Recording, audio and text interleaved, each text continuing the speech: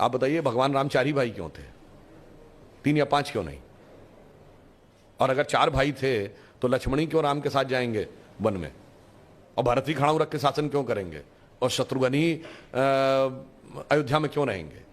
क्योंकि 4 भाई 4 पुरुषार्थ के प्रतीक हैं, धर्म अर्थ काम मोक्ष। भगवान राम धर्म है, शत्रुघ्न अर्थ हैं, लक्ष्मण काम है और भरत मोक्ष है। अब देखिए साहब, धर्म के साथ काम यानी कामना यानी इच्छा सदैव संयुक्त रहनी चाहिए, इसलिए लक्ष्मण सदैव साथ में रहेंगे।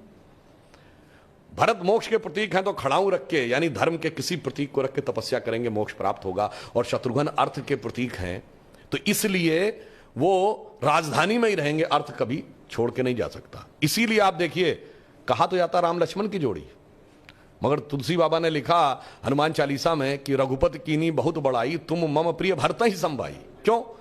देखिए कामना को तो धर्म सबसे प्रिय होना चाहिए, लक्ष्मण को राम प्रिय होने चाहिए, धर्म को मोक्ष। और फिर मैं एक और बात बताऊं, जो लोग कहते हैं ना राजा दशरथ के 3 रानियां क्यों थी, क्यों? इसमें 2 ही जुड़वा भाई हैं, कौन? लक्ष्मण और शत्रुघ्न। एक कामना एक अर्थ यानी इच्छा और पूर्ति, तो जुड़वा भाई हैं। और 3 क्यों जो होना जरूरी था? ये चारों चीजें एक ही स्रोत से नहीं आ सकती। धर्म सतोगुण से आएगा तो कौशल्या जी सतोगुण का प्रतीक है तो राम की मां है।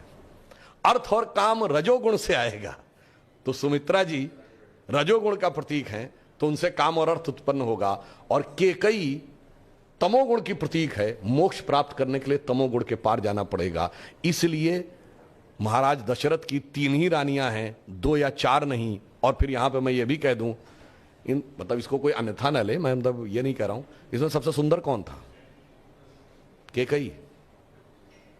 तमोगुण सबसे आकर्षक होता है और अक्सर उसी के पीछे बहुत सारी अनिष्ट की